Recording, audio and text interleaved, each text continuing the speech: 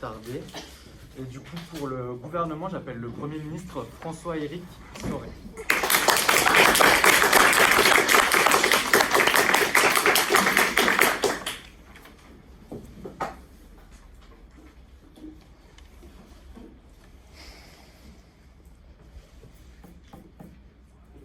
Aujourd'hui, la mort est désignée comme le mal absolu.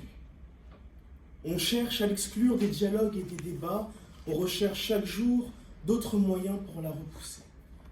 La mort est quelque chose qui nous est impossible de regarder d'en face.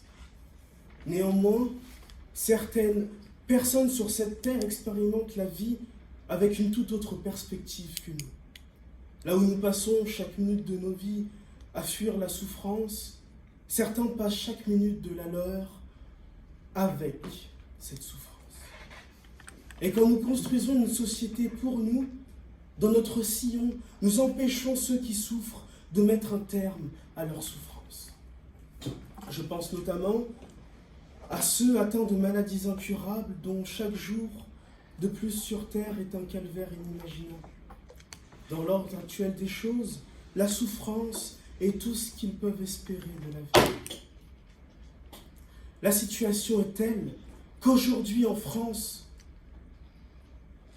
la maladie incurable constitue la 3e cause de suicide. Ces personnes-là sont aujourd'hui en quelque sorte condamnées à souffrir. Actuellement, tout ce qu'ils ont, c'est la loi Leonetti. Celle-ci défend le principe suivant. Toute personne a le droit d'avoir une fin de vie digne. Mais cette loi permet uniquement à un patient d'arrêter un traitement en cours, de refuser de prendre un traitement ou d'administrer à un patient des médicaments lui permettant d'atténuer sa souffrance dans la limite du possible et quitte à réduire son espérance de vie. Cette loi ne permet pas d'offrir une fin de vie digne à ceux qui le désirent, car elle ne permet pas à ceux qui souffrent de mettre un réel terme à leur souffrance. De plus, pour ceux et celles dont la souffrance ne peut être atténuée, aucune solution n'est possible. Selon un sondage de l'Association pour le droit de mourir dans la dignité, 71% des médecins sont favorables à la légalisation du suicide assisté. En d'autres termes, la médecine française reconnaît que le suicide assisté est une méthode qui devrait être rendue possible à ceux qui le désirent. Nous ne pouvons plus détourner les yeux de ce problème. Il nous faut agir maintenant. C'est pourquoi ce soir, ce gouvernement a décidé la création d'un projet de loi permettant l'autorisation du suicide assisté réalisé à l'hôpital à partir du 1er janvier 2023.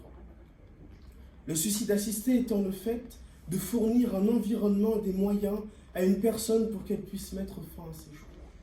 À ne pas confondre avec l'euthanasie qui constitue le fait d'avoir une mort provoquée par un tiers. Oui. Alors j'aimerais revenir sur votre utilisation de la loi Leonetti. Donc cette loi permet effectivement donc une sédation des patients pour leur éviter la douleur, mais également plus que l'arrêt des traitements, un arrêt de l'hydratation et de l'alimentation. Si je peux me le permettre, il me semble que sans eau et sans nourriture, un homme décède. Je ne comprends donc pas pourquoi voulez-vous provoquer la mort plus loin que cette loi. Dans certains cas, ces personnes peuvent toujours s'hydrater de manière naturelle, et donc il faut leur donner une solution pour abréger leur souffrance, parce que le simple fait d'arrêter de s'hydrater n'abrège pas les souffrances. Ce que nous voulons, nous, c'est la fin de la souffrance. Ce que nous voulons faire concrètement, c'est permettre aux personnes consentantes de nationalité française et dont le pronostic vital est engagé d'avoir recours au suicide assisté. Les personnes que nous visons sont celles dont la souffrance physique est incurable et insupportable, et qui veulent ainsi y mettre un terme. Un médecin compétent devra d'abord les juger éligibles au programme. Après cela, un psychiatre devra suivre la personne pendant au moins 1 mois afin de vérifier si celle-ci a bien pris sa décision en pleine conscience. Les moyens utilisés seront certifiés sans douleur et les médecins autorisés à les utiliser auront un droit de réserve afin de ne pas prendre part à cette mesure. Pour des raisons personnelles, cette mesure est à la charge du patient. Pour défendre ce projet de loi, sont présentes aujourd'hui Camille Tendron, ministre de la Santé, qui nous parlera en profondeur des mesures médicales pour les personnes en fin de vie et leurs limites, ainsi que Karl Savoya, ministre des Affaires sociales, qui nous parlera plus en détail des avantages de ce projet. Dignité, liberté, respect et refus de la souffrance inutile, ce sont les valeurs que nous défendons ce soir.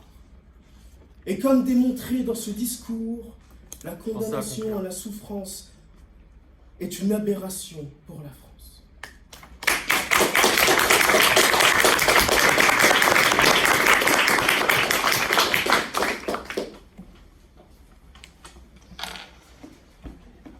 J'appelle pour lui répondre la chef de l'opposition, Lucie.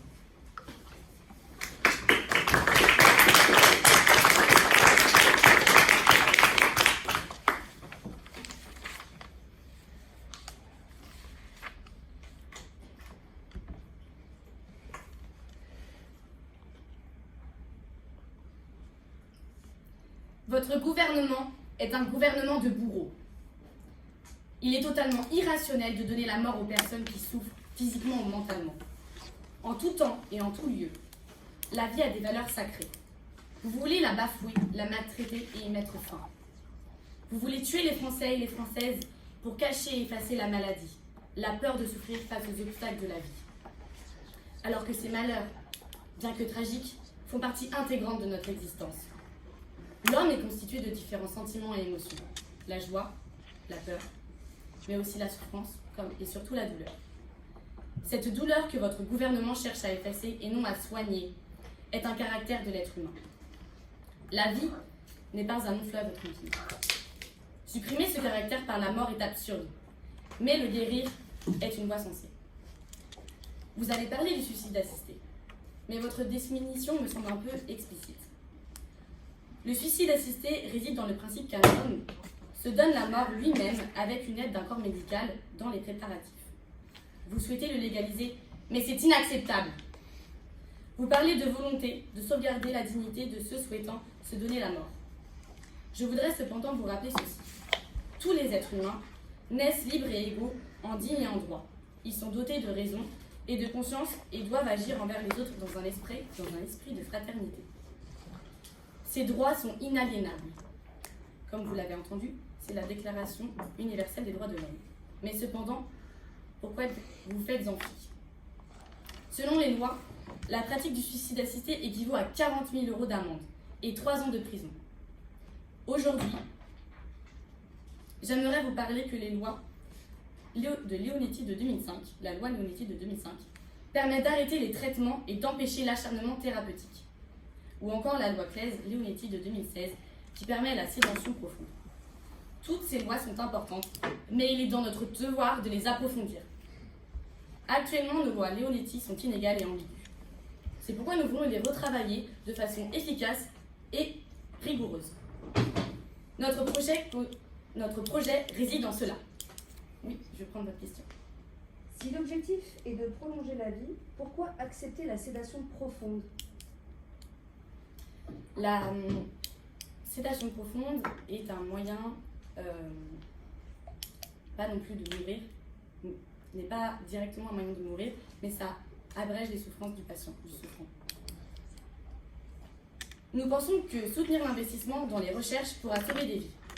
Regardez Robin Cavendish. Cet homme atteint de la polio. Tous les malades subissant cette infection étaient cloîtrés dans les hôpitaux, enchaînés dans des caissons, maintenus en vie sous respirateur, gavés de morphine et d'antidépresseurs. Cela ne soignait que physiquement, mais la détresse psychologique était bien présente. Le mal-être psychologique et la volonté de sortir étaient bien pires que l'épreuve physique. Poussés dans leur dernier retranchement, ces hommes souffrant dans l'agonie et dans leur isolement n'attendaient que leur délivrance. Robin Cavendish lui-même n'a pas décidé de mourir, mais de trouver une solution.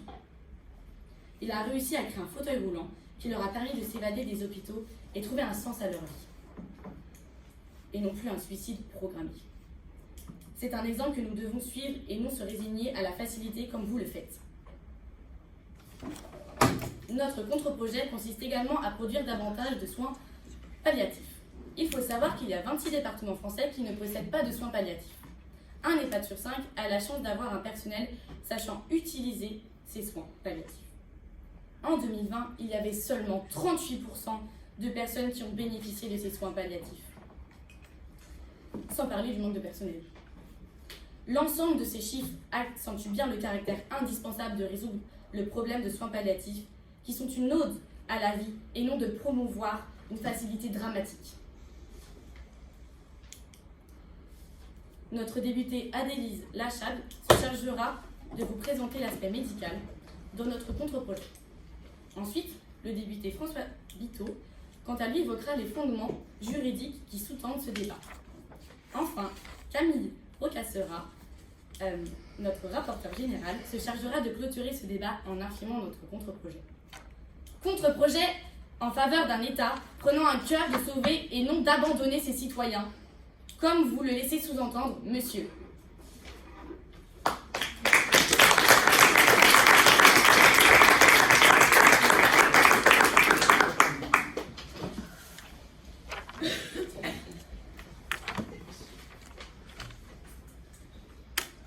Merci beaucoup. J'appelle pour lui répondre du côté du gouvernement le ministre Camille Tendron. La ministre.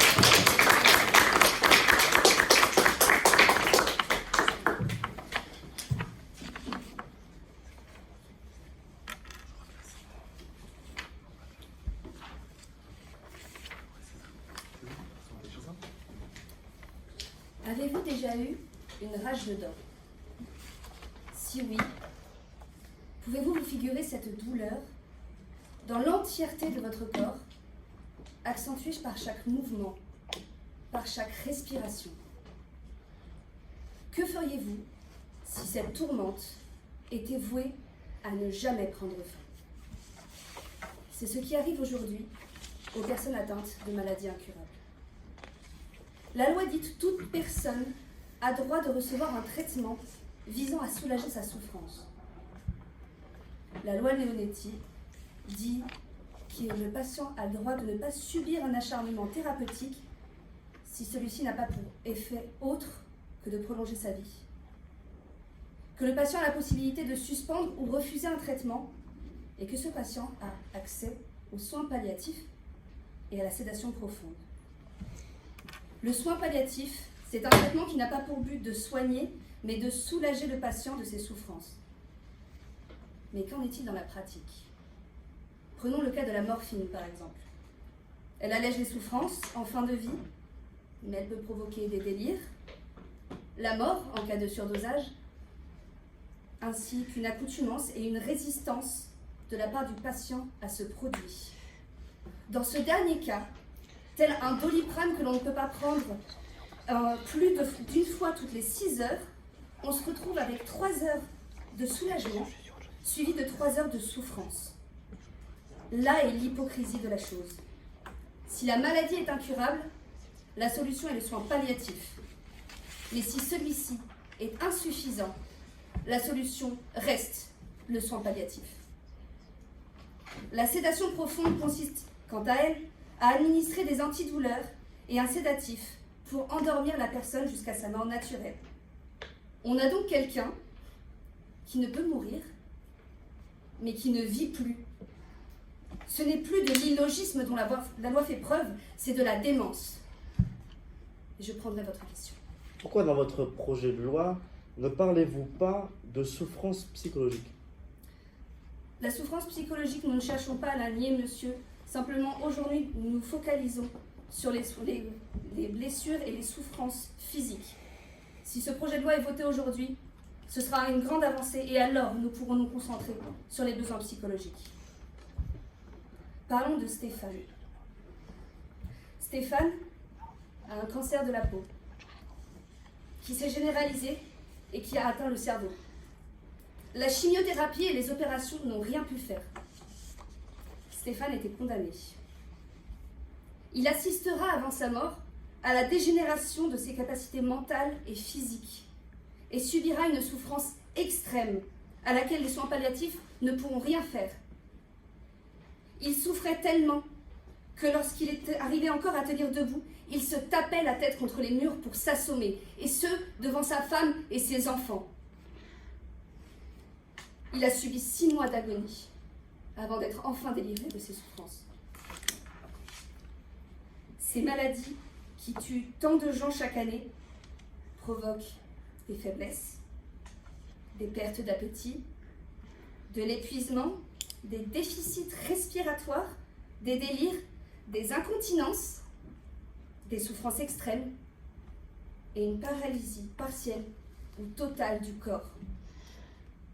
La vie les a condamnés à mourir.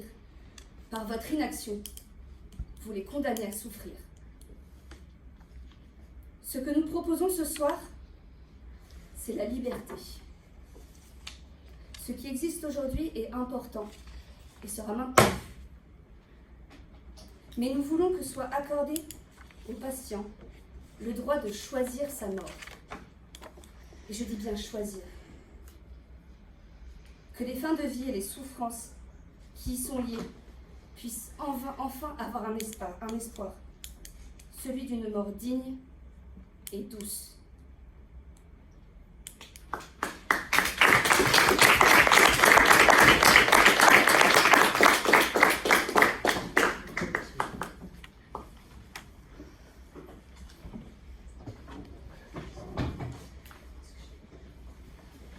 J'appelle pour lui répondre la députée Adelise.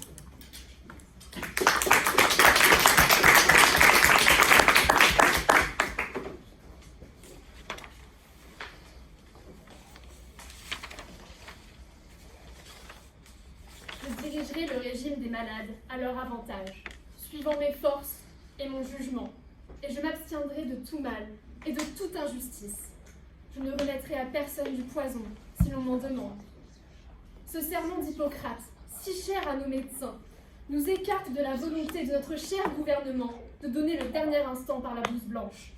Vous vous faites ici porte-parole de la mort, et vous vous octroyez le droit, dans votre plus grand plaisir et dans votre plus grande complaisance, de juger la vie et sa peine d'être vécue, en évaluant également les citoyens en fonction de quelle douleur est acceptable. Alors que notre jeunesse, après des apprentissages ardus dans la médecine, vous demande de lever simplement avec fierté ses connaissances afin d'exercer leur droit de soigner, vous leur demandez, eux, de baisser les bras et d'abandonner au profit d'une mort douce dans la souffrance, certes, mais d'une mort si violente dans ses idées. Alors, comment, si notre gouvernement s'adonne à de pratiques telles que celle-ci, les médecins peuvent-ils espérer une avancée de la science et une guérison de leurs patients? Comment pouvons-nous dire à tous ces patients dans ces hôpitaux que la guérison arrivera un jour? Alors, cher gouvernement, alors que vous pensez que la mort pourra alors baisser peut-être, espérez-vous la fin des suicides? Non, les vies humaines, qu'elles soient pendues ou sédatées, continueront d'affluer les chiffres. Que faites-vous de tous ces patients en souffrance psychologique? Je vous le demande. Non, le suicide continuera de sévir. Et je prendrai votre question. Madame, comment croire qu'il est préférable pour une famille de découvrir le corps de leurs proches pendus dans la salle de bain plutôt que de les accompagner dans une démarche de suicide assisté? Pour commencer, je tiendrai à vous faire part que vous ne prenez pas en compte les souffrances psychologiques. Je pense donc que toute personne se pendant dans sa salle de bain est effectivement plus proie à des souffrances internes plutôt que physiques. De plus, pour les familles, justement, nous souhaitons un accompagnement que je préciserai plus tard. Sur la lecture du Code de la santé publique, nous rappelons le droit fondamental à la protection de la santé et à la mise en œuvre de tous les moyens disponibles au bénéfice de la personne. Les outils permettant alors l'évolution des connaissances, qu'elles soient en matière de handicap, de pathologie ou d'innovation thérapeutique, sont au service de la médecine bien évidemment, mais également au service de nos patients, surtout les règles de loi que nous venons d'évoquer. Nous espérons alors retrouver des remèdes futurs pour des personnes qui souffrent, certes. Vous nous avez donné de très beaux exemples de souffrance, madame, j'en suis tout émue, mais je dois vous rappeler également que d'autres moyens existent. Regardez par exemple la mise en place d'un exosquelette permettant à toute personne de retrouver le pouvoir de la marche. Nous ne pouvons qu'espérer une démocratisation de ces pratiques. Alors comment expliquer à des familles que vous avez autorisé leurs proches, un père de famille, un frère, un oncle, à accéder à la mort alors que peut-être celui-ci, 1 an ou 2 ans plus tard, aurait pu retrouver une vie presque normale, entourée de ceux qu'il aime.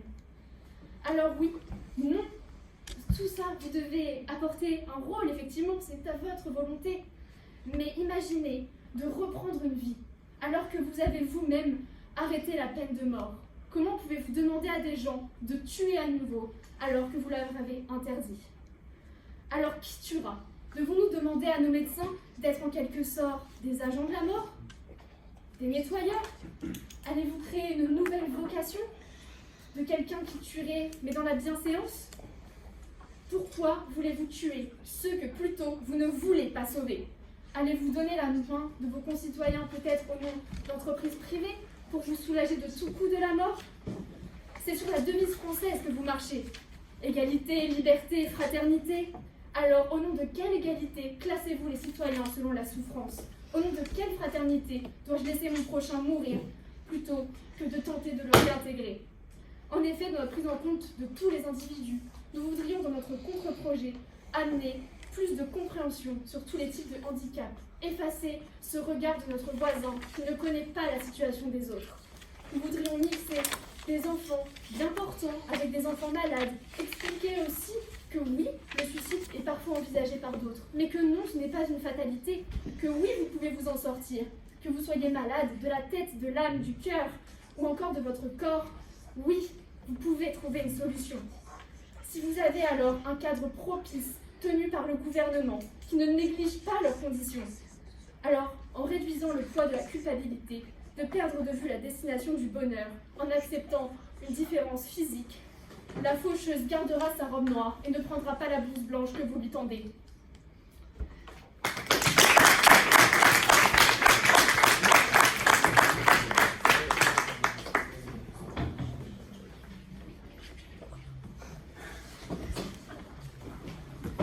Merci beaucoup. J'appelle pour lui répondre le ministre Karl.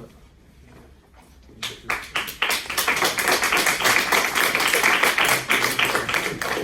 sais pas. On m'a pas donné.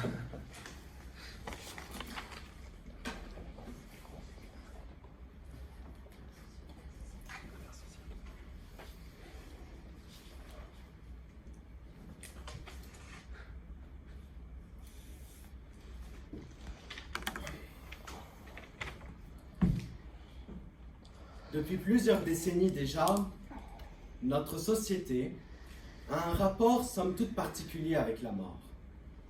On s'en éloigne, on la repousse, on l'évite. Et pourtant, nombreux sont ceux en France, Madame la députée, qui ont réclamé le droit de mourir quand ils l'ont décidé. Madame la députée, que ce soit bien clair, ce n'est pas nous qui jugeons la vie des patients. Ce n'est pas nous qui décidons à leur place de leur mort. Ce que nous faisons, Madame la députée, c'est simplement leur donner la possibilité de s'abréger de leur souffrance. Deuxièmement, vous nous parlez du progrès médical. Très bien, mais vous êtes sans savoir qu'il y a des souffrances qui ne se soignent pas. La maladie de Charcot, certains cancers, la sclérose en plaques, des personnes qui souffrent jusqu'à en mourir. Et tertio, vous confondez encore une fois l'euthanasie avec le suicide assisté. Nous traitons ce soir du suicide assisté. Ce que nous voulons, c'est autoriser le suicide assisté. Aujourd'hui, une chose est sûre, la mort, le suicide sont des tabous dans notre société. Et quoi qu'on en dise, le débat public de ces dernières décennies a toujours cherché à exclure toute forme de réflexion autour du suicide.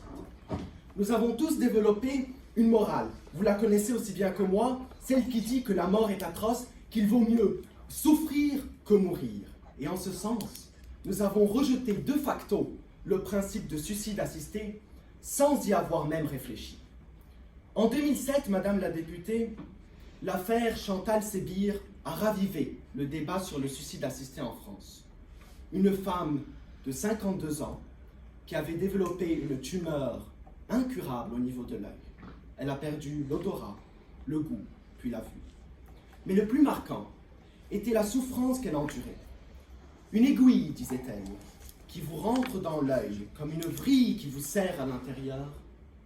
des paupières qui ne se ferment pas et une douleur épouvantable. Elle ne pouvait plus dormir, elle ne pouvait plus vivre. Sa requête pour un suicide assisté a été refusée. Le lendemain, elle a pris des barbituriques et elle a mis fin à ses jours dans sa baignoire, retrouvée inerte par sa fille.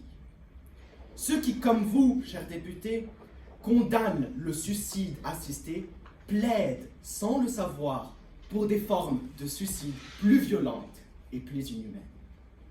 Empêcher le suicide assisté, c'est laisser certains de nos citoyens destinés à souffrir toute leur vie.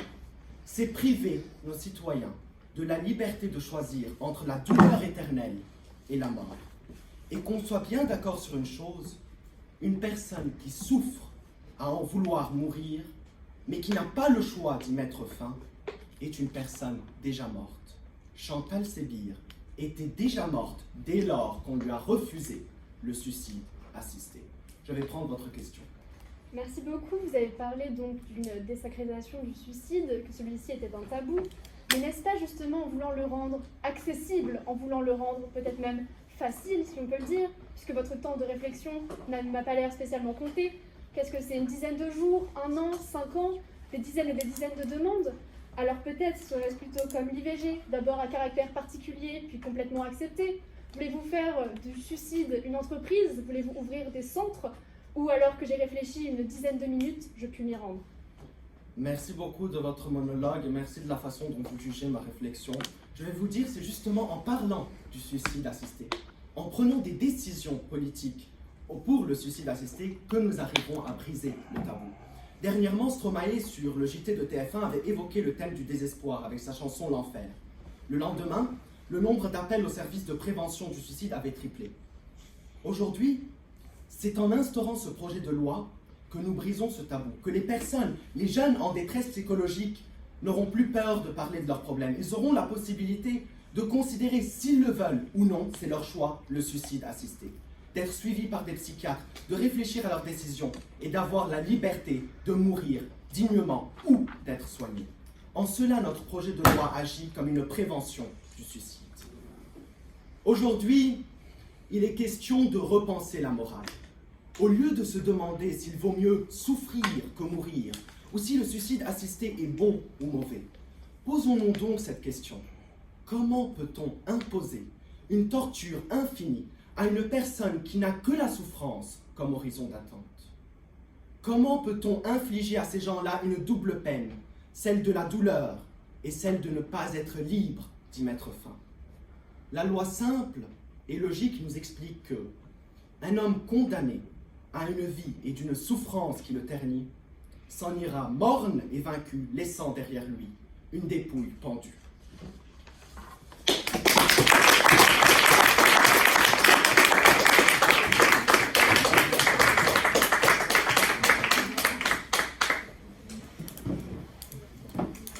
Pour lui répondre, le député François.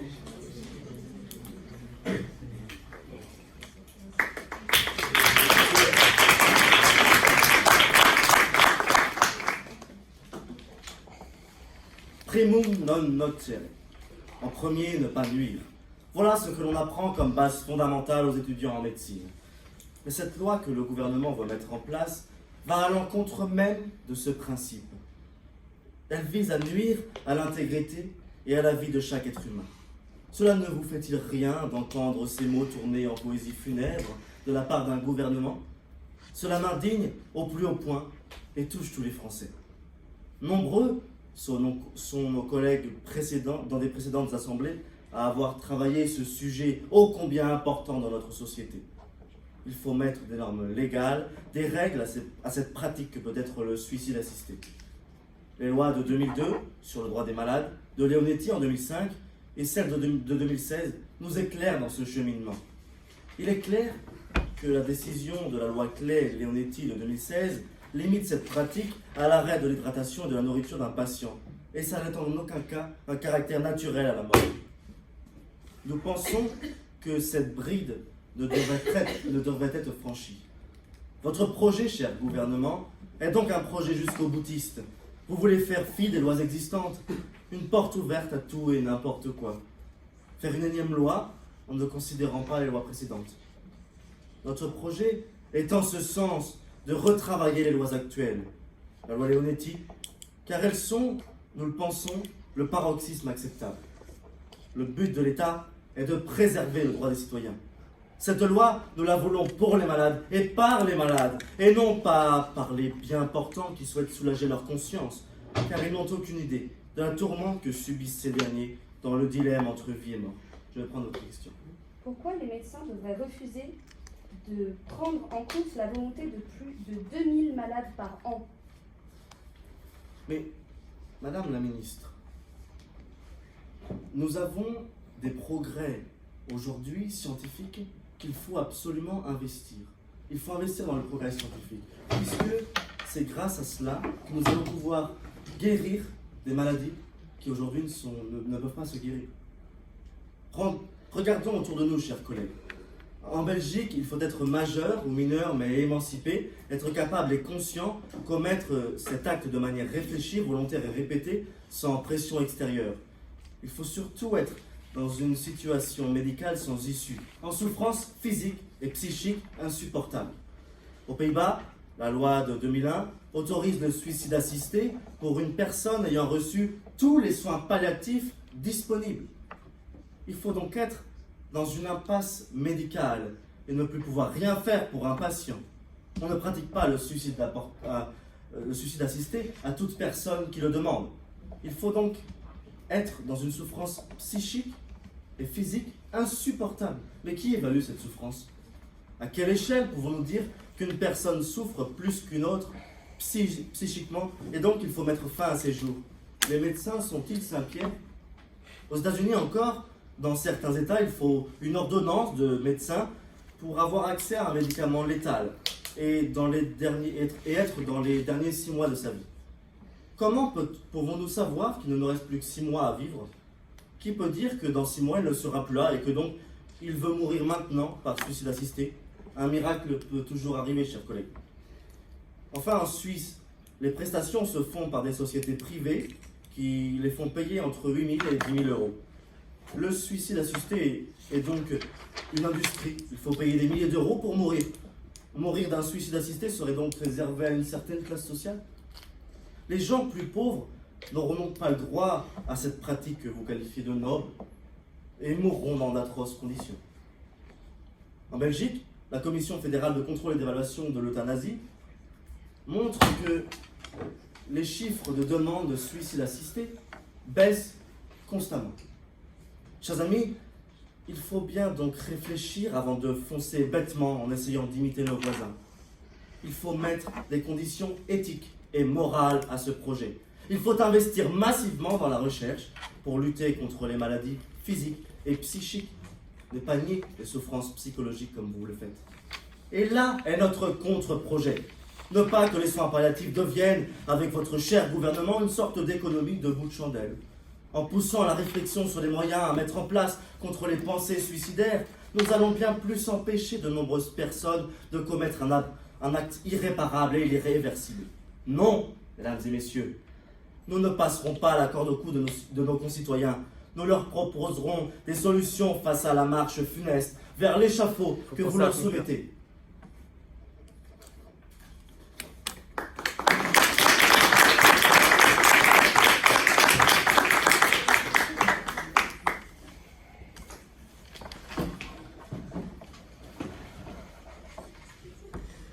J'appelle pour lui répondre le rapporteur général du gouvernement, Guillaume Turcas.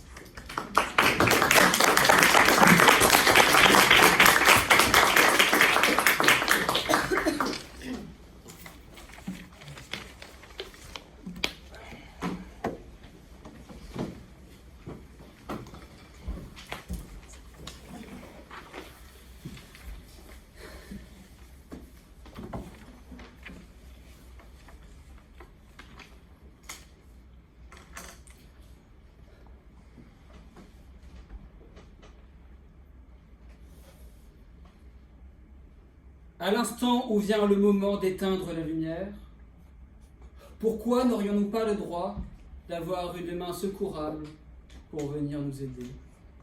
Ce soir, ce gouvernement aura su donner la parole à ceux qu'on souhaite taire. à la tâche morale de cette société, à ceux qu'on ne comprend pas. Nous qui refusons la mort, comment concevoir ceux qui refuseraient la vie? Pourtant, ces hommes, ces femmes existent, souffrent, méritent d'être écoutés, et c'est pour cela que nous vous aurons présenté ce soir un projet de loi visant à répondre à leurs souffrances. La ministre de la Santé vous aura expliqué en quoi nous sommes plus à même d'apprécier l'existence quand on se sait libre de mourir et qu'il est vain d'infliger la vie à ceux qui ont choisi la mort. Quant au ministre des Affaires sociales, il vous aura démontré que si la vie les a condamnés à mourir, par votre inaction, vous les condamnez à souffrir, et que seule la levée du tabou du suicide permettra de redonner de l'espoir à ceux qui en ont plus. Alors, mesdames, messieurs, saluons ensemble la chef de l'opposition qui a su nous faire un long monologue sur la morale, tout en oubliant qu'elle omet, bien volontiers, l'existence de ceux qui souffrent. Prenez-en conscience. Ce n'est pas parce qu'on vous donne des noms de personnes qui ont choisi la vie et la mort malgré de grandes souffrances qu'il faut négliger, mépriser ceux qui préfèrent mourir dès à présent. Ils existent, ils sont conscients des progrès de la médecine et pourtant ils choisissent la mort.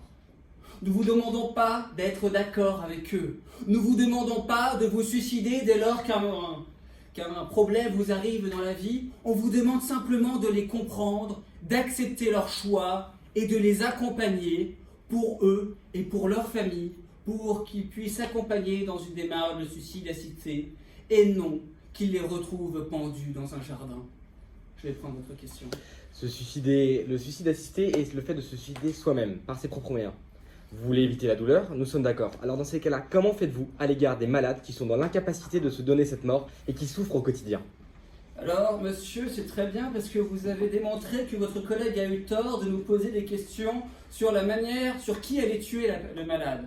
Car en effet, il ne faut pas confondre le suicide assisté et l'euthanasie. Pourquoi il ne faut pas question de suicide assisté et l'euthanasie? Car l'euthanasie n'est pas le sujet du débat de ce soir. Le sujet du débat de ce soir porte uniquement sur le suicide assisté. Et si jamais vous êtes tant à cœur vis-à-vis du sujet de l'euthanasie, eh bien je vous réinviterai à un autre débat. Alors est venue Madame la Ministre à côté de la plaque qui nous parle des solutions, que notre solution c'est d'abandonner les malades. Mais non, il faut comprendre quelque chose, c'est que pour certains, le monde nous quitte bien avant qu'on s'en aille pour de bon, et trop nombreux sont ceux qui ne deviennent qu'un simple processus vital, qui cessent d'être eux-mêmes, qui se détachent progressivement du monde et qui perdent le goût des choses. Et pourtant, la médecine refuse de les écouter, et on se refuse de ne pas leur accorder la mort. Ce n'est pas eux qui abandonnent la médecine, c'est la médecine qui les a abandonnés.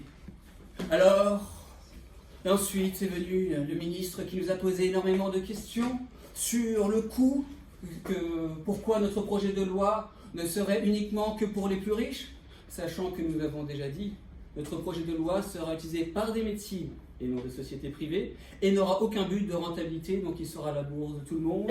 Et surtout, c'est quand même bien dommageable que vous parlez des problèmes de richesse de certains de nos individus en disant qu'ils pourront bien attendre 1, 2, 3 ans, 5 ans pour les progrès de la médecine, pour pouvoir s'acheter des exosquelettes qui bien évidemment ne coûteront pas un SMIC, et ensuite qu'ils pourront aussi attendre des années de souffrance pour un espoir qui ne viendra peut-être jamais.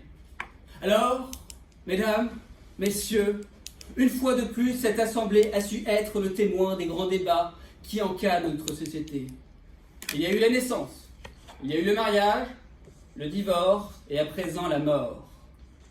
Une fois de plus, vous serez invités non pas à penser à des anecdotes ou à votre morale individuelle, mais à nous installer dans l'histoire avec la perspective du temps.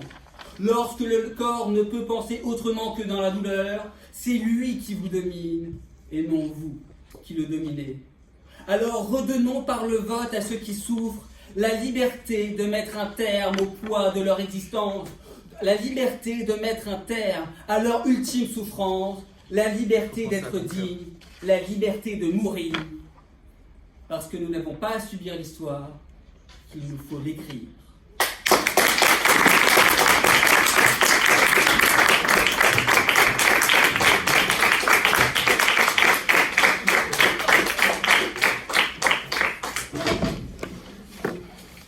J'appelle pour conclure ce débat le secrétaire général de l'opposition, Camille.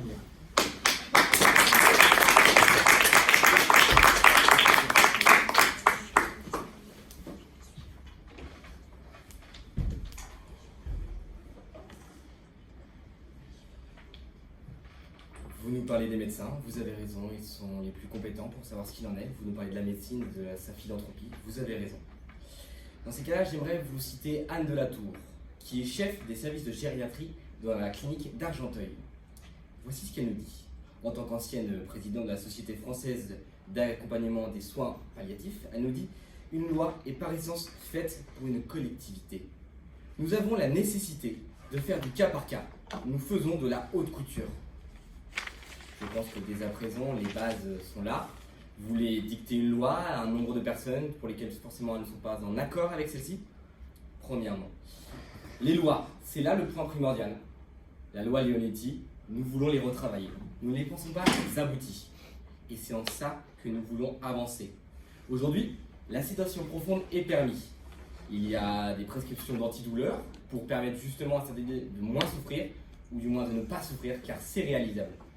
Mademoiselle, vous nous avez parlé de rage de dents. Vous avez raison, vous nous avez cité tout un autre tas de maladies. Mais aujourd'hui, j'aimerais vous faire un léger rappel du nombre de maladies qui sont aujourd'hui en capacité d'être résolues. La polio, nous en avons parlé, ou encore de nombreuses maladies telles que certains cancers qui sont plus facilement, car on les travaille, notamment le cancer du sein, ou encore bien d'autres. Et tout cela, c'est grâce à la recherche, au financement, au soutien et à la croyance en la médecine, et non pas en une mort qui nous permettrait de faciliter le débat. Car dans ces cas-là, aujourd'hui, notre population serait bien inférieure si, dès qu'un malade existait, il fallait le supprimer. Monsieur, je vous écoute. Monsieur, je suis intéressé de savoir en quoi la mise en place du suicide assisté va-t-il stopper les recherches liées à la médecine. Tout simplement, car comme vous l'avez dit, la maladie de Charcot par exemple, elle est une telle souffrance pour le patient que ce dernier veut se donner la mort, comme rester fou sans aucun sujet d'étude. Je ne veux pas les voir comme des cobayes, bien au contraire, mais comme des hommes à part entière qu'on cherche à aider et non pas qu'on les délaisse et qu'on oublie dans un désert médical que vous soutenez tant visiblement. De plus, il y a un point primordial. Vous rajoutez une loi, sur une loi, sur une loi. Ce millefeuille, il est beau, je vous le remercie, mais pour autant, je n'ai plus faim de celui-ci. Reprenons déjà ce qui existe pour le retravailler, et c'est là notre nécessité. Vous l'oubliez, mais si ces lois existent, c'est qu'elles sont là pour défendre les vivants et non pas pour permettre la mort à inaboutie et permise à toutes. Vous avez aussi oublié, et j'en suis bien triste, les souffrances psychologiques, qui sont bien nombreuses. Vous nous avez parlé des souffrances physiques, vous avez raison, mais bien souvent, il y a des souffrances psychologiques. Tout seul dans un hôpital, la schizophrénie ou tout autre, les camisoles de force, vous nous avez parlé de ceux qui se tapent la tête, notamment Stéphane, contre un mur, dans les camisoles de force, dans les hôpitaux psychiatriques, que se passe-t-il? Vous ne leur donneriez pas la mort? Il se tape autant la tête que ce pauvre Stéphane, qui lui n'a pas permis d'avoir justement des soins palliatifs. Car c'est bien ça, notre contre-projet, nous souhaitons aider ces soins palliatifs. Aujourd'hui, 27 départements dans lesquels il n'existe pas de soins palliatifs. Vous oubliez des Français, et ça, c'est bien dommage. De plus, la France est le 3e pays consommateur d'antidépresseurs. Félicitations, vous pourriez dire, nous sommes sur le haut du classement, et moi je trouve ça bien dommage. Alors prenons les problèmes à leur source. Occupons-nous des vivants, et des vivants, soutenons-les. C'est là notre problème, et non pas l'idée de se simplifier la tâche en, malheureusement, acceptant la mort de certains comme une résignation. C'est bien là ce que vous faites. Le propre de l'homme est dans l'avenir, et la médecine, son propre à elle, est de croire. Croire que tout est possible. Croire en ses remèdes, croire qu'elle va avancer, et croire qu'aujourd'hui, ou demain, ou après-demain, le remède existera pour tout homme. Car nous sommes tous ici présents, car certains se sont battus pour soutenir eux-mêmes leur cause, et donc soutenir des êtres vivants en cherchant des solutions. Le vaccin, n'est-ce pas une merveilleuse idée, et cela grâce à la recherche, et non pas la peste. Bien sûr, personne n'en peut rien contre elle. Au contraire, nous pouvons trouver des solutions, il suffit de s'en occuper. J'aimerais vous rappeler une autre histoire. La nature ambivalente de l'homme. Vous vous souvenez de cette femme, Jacqueline Junkel, qui en 2020 disait qu'elle voulait se suicider. Pour autant, elle a reculé. Vous avez raison, elle n'avait aucune maladie. Elle n'était donc pas éligible en France à quoi que ce soit, notamment au soutien ou encore aux soins palliatifs. Certes, pour autant, elle voulait aller en Suisse. Et aujourd'hui, c'est toujours possible. Et malheureusement, elle s'est, heureusement, bien heureusement, elle s'est retirée, car justement, elle s'est rendue compte de la mort en elle-même. Et aujourd'hui, cette ambivalence existe chez tout homme. Il y a de nombreuses personnes qui ne savent pas elles-mêmes ce qu'il en est de la mort. Aujourd'hui, on nous a inventé les directives anticipées. Les directives anticipées. Comment choisir ce que nous ne connaissons pas? Enfin, nous faisons tout pour assurer vous prenez une solution de facilité, vous m'en excuserez, car nous voulons accompagner jusqu'au bout. Depuis des décennies, les gouvernements se succèdent avec ce même principe, sauvegarder la vie, quoi qu'il en coûte, de nos concitoyens les plus vils et les plus honnêtes, bien aussi. C'est pour ça qu'on a aboli la peine de mort. Alors ne légalisez pas une nouvelle mort plus naturelle, car elles sont en proie à des souffrances.